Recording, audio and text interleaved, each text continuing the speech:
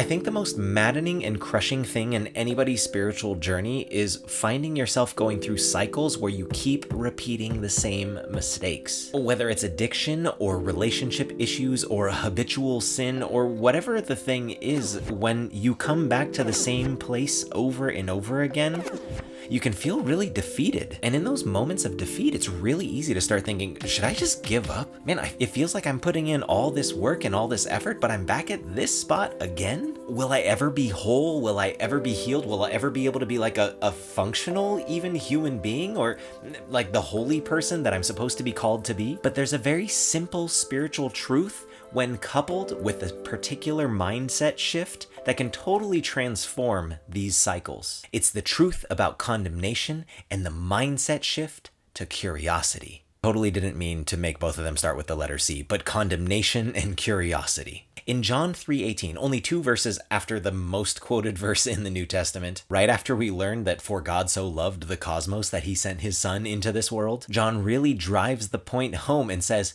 whoever believes in him is not condemned. One of the most beautiful chapters in the Bible, Romans chapter 8, starts off with, therefore, there is now no condemnation for those who are in Christ Jesus. And I know this is a basic concept, but I think it's something that gets lost in the mix in sermons that focus on the devastating nature of sin and the weight of our sin that put Jesus on the cross, and the importance of pursuing holiness and how sin isolates people from one another and is the thing that got in the way of our relationship with God. And we harp on that point so much that we forget that the point of Jesus's cross was to deliver us from the condemnation of that sin. While it is true that, sin is tearing this world apart and our wrongdoing is increasing the brokenness of this world, we hold that truth in one hand, but in the other hand, we also need to know that there is therefore no condemnation, which means that the shame that we carry in us from our sin, the shame from those cycles, does not need to dominate our lives anymore. We do not need to carry the weight of that in our souls anymore. And here's why this is so important. When you find yourself in a pattern,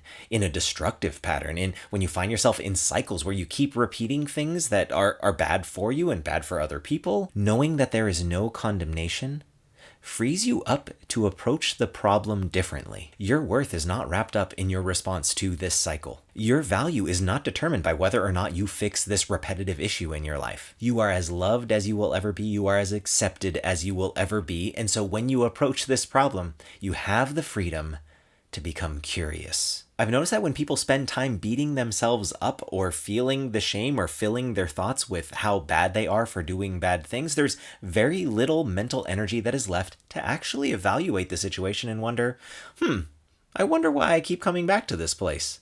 What was the cause of me entering into this situation? What were the thoughts that led up to this place? What were the feelings that I had before I made that decision? I know a lot of times in exasperation, we say things like, oh, what was I thinking? But literally, with just a little bit of reflective power, you could probably remember what you were thinking. And then you can think about why you started thinking that thing. If you know that there is no condemnation, you can free up all of that mental energy to just devote yourself to the problem. It's like if you're trying to put together a puzzle and you spend half of your time wringing your hands and like covering your eyes and being all stressed out about the fact that, I haven't placed any pieces yet and there's like 1,000 of these pieces and I don't even have one of them.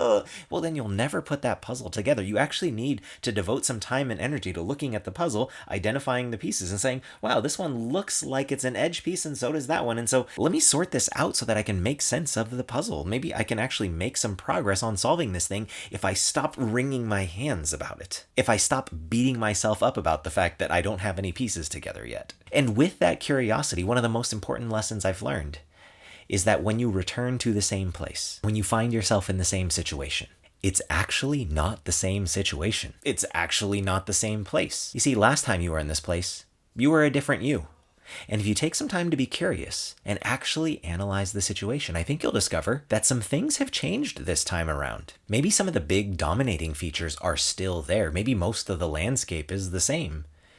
But this time, some things are different. Maybe your response was a little bit different. Maybe your emotional outlook was a little bit different. Maybe the people involved were a little bit different. Maybe the setting was a little bit different, but pay attention, because I think one of the most powerful destructive forces in our minds is the way that we construct a story. We build a story in our minds that says, look, I'm in exactly the same place. I will always be in this place. The cycle is going to continue forever. But if we see the nuance, if we see that it is actually different this time around, it automatically forces us to change the story. If we recognize that it is a little bit different this time, it's a little easier to believe, well, maybe it won't be like this forever. And if it's not going to be like this forever, maybe I can designate some of my energy and my resources to putting in the work to figure out how it won't be like this anymore. Now, I'm not saying it's easy getting out of cycles. I'm not saying that the solution will be simple and just follow these 5 steps and your life is going to be hunky-dory. But what I am saying is that the story of stuckness and the shame that gets wrapped up around the lies about your condemnation